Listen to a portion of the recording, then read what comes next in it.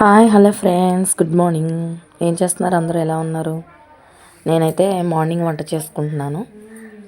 వంట స్టార్ట్ చేశాను. ఈరోజు కర్రీస్ ఏంటంటే వంకాయ బంగాళదుంప కర్రీ, అలాగే పిల్లల కోసం దొండకాయ కర్రీ చేస్తున్నాను. వంకాయ బంగాళదుంప కర్రీ మొదలు పెట్టేసి ఇదిగో ఆనియన్స్ వేసి వంకాయ బంగాళదుంపలు కూడా వేసి బాగా మగ్గబెట్టుకున్నాను. కారం కూడా వేసేసుకున్నాను. వేసి దాన్ని కూడా కలిపి ఒక నిమిషం ఉంచి పచ్చివాసన పోయేదాకా ఉంచి వాటర్ పోసి దాన్ని కూడా కలిపేసి పక్కన పెట్టుకుని, ఈలోపు దొండకాయ కర్రీ కోసం ఆనియన్స్ కట్ చేసుకుని దొండకాయలు కట్ చేసుకుని, ఇదైతే నేనైతే కుక్కర్లో వండుతాను. దొండకాయ కర్రీ కుక్కర్లో వండితే బాగుంటుంది. నాకైతే అలాగే ఇష్టం.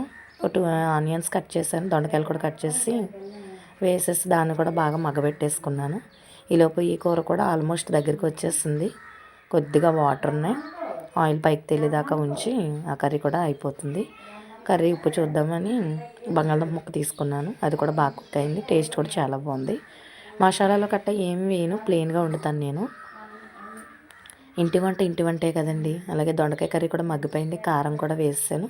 పిల్లల కోసం కారం కొద్దిగా తక్కువ వేసాను. కొంచెం వాటర్ పోసాను, ఎందుకంటే కుక్కర్లో కదండి, గమ్మున కుక్ అయిపోతుంది. దీన్ని కూడా కుక్కర్ మూత పెట్టేశాను. ఈలోపు ఒక 2 విజిల్స్ వస్తే ఇది కూడా రెడీ అయిపోతుంది. అదిగో విజిల్ ఆల్రెడీ వచ్చేస్తుంది మాటల్లోనే. కర్రీ కూడా రెడీ అయిపోయింది. కొంచెం వాటర్ ఉండగానే కట్టేశాను, మళ్ళీ మాడిపోతుంది కదా అని. నేనైతే కొద్దిగా పాలు వేసుకుంటానండి కర్రీలో, బాగుంటుంది, పిల్లలకు కమ్మగా ఉంటుందని. టేస్ట్ కూడా బాగుంటుంది, నాకైతే నచ్చింది. కొద్దిగా పాలు పోసాను. అది కూడా దగ్గరికి అయిపోయింది, కట్టేశాను. ఇదిగో రైస్ రెడీ అయిపోయింది, కర్రీ రెడీ అయిపోయింది. పిల్లలకైతే లంచ్ బాక్సులు కూడా రెడీ చేశాను. పెరుగన్నం పెట్టాను ఒక బాక్స్లో, ఎందుకంటే పిల్లలకు పెరుగన్నం మంచిది కదండి.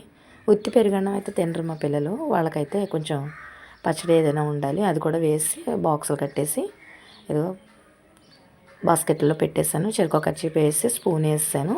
స్నాక్స్ అయితే మార్నింగే పట్టుకెళ్ళిపోయారు పిల్లలు. దీన్ని కూడా రెడీ చేసి పక్కన. ఓకే బాయ్ ఫ్రెండ్స్, మా ఛానల్ సబ్స్క్రైబ్